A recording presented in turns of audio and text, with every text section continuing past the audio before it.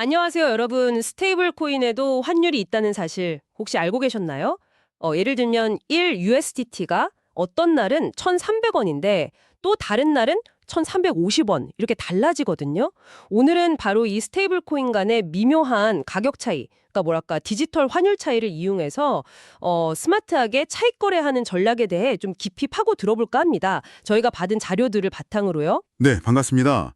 이게 스테이블 코인이 단순히 가격 안정성만 있는 게 아니고요. 그 자체가 어떻게 보면 하나의 디지털 외환 시장처럼 돌아가요. 여기서 잠깐씩 생기는 가격 불균형을 딱 포착하는 거, 그게 차익거래의 핵심이죠. 오늘 저희가 이 전략들이 어떤 원리로 돌아가는지, 또 주요 유형은 뭔지, 그리고 진짜 중요한 위험 요인들까지 좀 꼼꼼하게 짚어드리겠습니다. 좋습니다. 그럼 먼저 아주 기본부터 좀 짚고 넘어가죠. 스테이블 코인이라는 게 특정 법정 화폐, 뭐 예를 들면 원화 KRW나 달러 USD 가치에 딱 붙어서 움직이도록 설계된 디지털 자산 맞죠? 네. 그러니까 1 KRT는 1원, 1 USDT는 1달러. 이 가치를 따라가려고 막 노력하는 애들이라는 거죠. 네, 맞습니다. 여기서 중요한 포인트가 바로 환율이라는 관점이에요. 실제 외환 시장에서 만약에 1달러가 1,300원이다. 그러면요. 이론적으로는 이 디지털 자산 시장에서도 1 USDT가 1,300 KRT, 그러니까 원화 연동 스테이블 코인이랑 교환되어야 딱 균형이 맞는 거겠죠. 근데 이게 실제로는 거래소마다 또 플랫폼마다 유동성이 좀 다르고요. 수요 공급도 계속 변하고 심지어 그 스테이블 코인 자체의 패깅, 그러니까 가치 연동이 얼마나 안정적이냐에 대한 시장 신뢰도 같은 거, 이런 거에 따라서 비율이 달라져요. 바로 이 틈 있잖아요. 이게 바로 차익거래 기회가 되는 겁니다. 아, 그렇군요. 결국엔 싸게 사서 비싸게 판다. 이 기본적인 차익거래 원리가 스테이블 코인 시장에서도 가능하다는 말씀이시네요. 이론상으론 위험 부담 없이 수익을 낼 수 있다는 점이 상당히 매력적으로 들리는데요. 네, 맞아요. 이론상으로는 그렇습니다.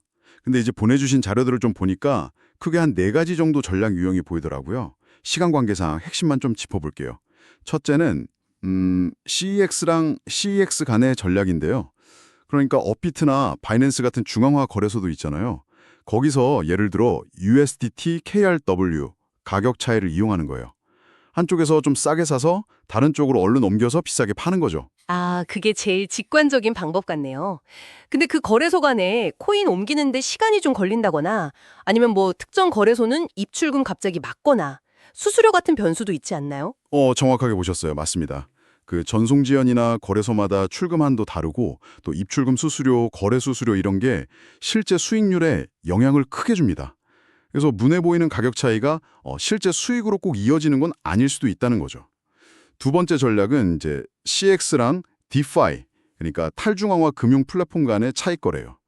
DeFi는 뭐 은행 같은 중개자 없이 스마트 계약 코드로 돌아가는 금융 서비스라고 보시면 되고요. 예를 들면 이런 식이죠. 업비트에서 원화로 KRT를 사요. 그 다음에 이걸 브릿지라는 기술을 써서 다른 블록체인 네트워크로 넘깁니다. 브릿지가 서로 다른 블록체인 연결하는 다리 역할 같은 거예요. 그렇게 넘긴 KRT를 커브 같은 디파이 플랫폼에서 더 비싼 USDT로 바꾸는 거죠. 아, 브릿지. 네. 근데 여기서는 디파이 플랫폼의 유동성 규모가 중요해요. 거래량이 너무 크면 슬리피지, 그러니까 내가 원한 가격보다 불리하게 체결될 위험이 커지거든요. 브릿지 자체의 전송 시간도 변수고요. 디파이까지 가니까 조금 더 복잡해지는 느낌이 있네요. 그럼 세 번째 전략은 뭔가요? 세 번째는 디파이 플랫폼끼리 하는 겁니다. 예를 들어 커브랑 유니스왑 같은 여러 탈중앙화 거래소, DX라고 하죠. 그 안에서 같은 종류 스테이블 코인, 뭐 예를 들면 USDC랑 USDT, 얘네들 간에 아주 미세한 가격 차이를 노리는 거예요. 특정 스테이블 코인의 패깅이 잠깐 불안정해지거나 아니면 특정 풀 내 유동성 균형이 깨질 때 기회가 생기죠. 근데 이쪽은 경쟁이 엄청 치열해서 자동화된 봇들이 실시간으로 기회를 막 찾으려고 해요. 그리고 또 이더리움처럼 네트워크 수수료, 가스비라고 하죠. 이게 비싸면 수익성이 확 떨어질 수도 있고요. 뭐 가끔은 플래시론 같은 무담보 대출 써서 레버리지 쓰기도 하고요. 플래시론까지? 네. 마지막 네 번째는요? 마지막 네 번째는 크로스체인 차익 거래입니다. 이건 이더리움, BNB 체인, 클레이튼 같이 서로 다른 블록체인 네트워크에 있는 똑같은 스테이블 코인, 예를 들어 USDT 가격 차이를 이용하는 전략이에요. 체인마다 유동성이나 수요가 다르니까 가격이 미세하게 다를 수 있거든요. 여기서도 핵심은 체인 간 자산 옮기는 브릿지 기술인데요. 뭐 웜홀, 레이어 제로 같은 거요. 근데 이 브릿지 자체의 보안 문제나 전송 지연이 주요 리스크예요. 자산 옮기는 중에 가격이 나한테 유리하게 바뀌면 다행인데 불리하게 바뀌어버리면 손실로 이어질 수도 있는 거죠. 와, 듣고 보니 정말 다양한 방법이 있네요. 근데 말씀하신 것처럼 전송 지연, 슬리피지, 가스비, 또 예기치 못한 가격 변동, 브릿지 보안 문제, 거래소 정책. 와, 고려해야 할 위험 요소가 정말 많은데요. 이론상 무위험이라는 말이 좀 무색할 정도인 것 같아요. 그렇습니다. 정확해요. 차익 거래는 뭐랄까 절대 공짜 점심이 아니에요. 실제 이걸 실행하는 과정에서는 정말 다양한 변수랑 예측하기 힘든 위험들이 따라옵니다. 특히 시장 변동성이 커질 때는 전송 중에 가격이 확 바뀌거나 생각지도 못한 높은 수수료가 나와서 오히려 손해를 볼 수도 있어요. 그래서 철저하게 분석하고 시뮬레이션 해보고 리스크 관리하는 게 정말 필수적입니다. 오늘 스테이블 코인 차익 거래 전략에 대해서 정말 깊이 파고들어 봤는데요. 핵심은 스테이블 코인 시장을 하나의 디지털 환전소처럼 보고 그 안에 미세한 가격 차이, 즉 디지털 환율 차이에서 기회를 찾는 것. 이렇게 요약할 수 있겠네요. 네, 맞습니다. 근데 다시 한번 강조하지만 잠재적인 기회만큼이나 위험 요인도 분명히 존재합니다. 만약 이 전략에 관심이 있으시다면 반드시 소액으로 먼저 시작해서 충분히 그 과정을 경험해보고 검증하는 게 중요해요.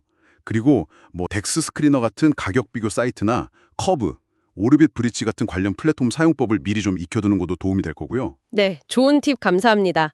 그럼 마지막으로 여러분께 한번 생각해 볼 질문을 던지면서 마무리할까 하는데요. 이런 차익 거래 기회를 잡으려고 점점 더 정교한 자동화 봇들이 많이 사용되고 있잖아요.